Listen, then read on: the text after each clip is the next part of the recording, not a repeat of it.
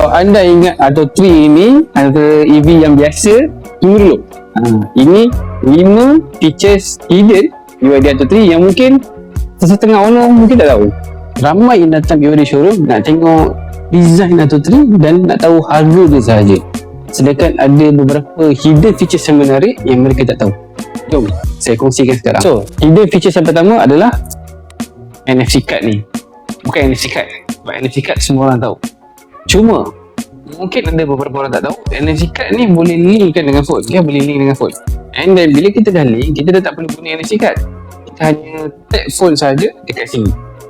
Nanti dia boleh lock dengan lock kereta juga. So dah tak perlu pakai NFC card, kita pakai phone sahaja. Features yang kedua adalah voice command. So voice command ni boleh membantu kita memudahkan urusan harian. Jom kita try. Hi BYD, You can tell me. close all windows. Copy that.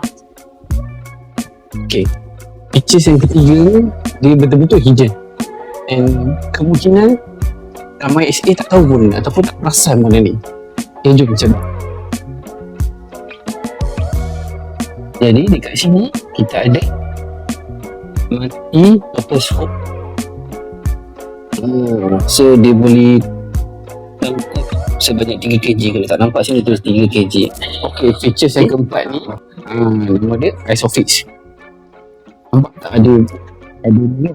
Ni benda-benda hitam ni sebenarnya adalah lambang ISOFIX. So kalau kita buka ni ada berzip dalam, ada besi juga dalam ni, boleh sangkut. Okay, so dia tersorok dalam ni. Saya sorok supaya dia nampak lebih cantik lah. Tapi kalau nak pakai just saja ni, kan ada berzip ni, boleh connectkan dengan ISOFIX. Ini hidden features yang kelima, emergency rear trunk opening.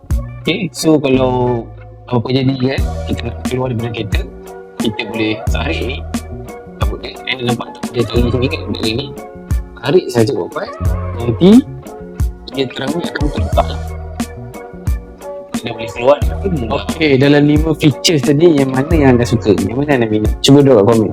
Okay, and then jangan lupa juga isi blue form, nanti kita akan kirim tas jika ingin tahu lebih lanjut tentang BYD Atto 3.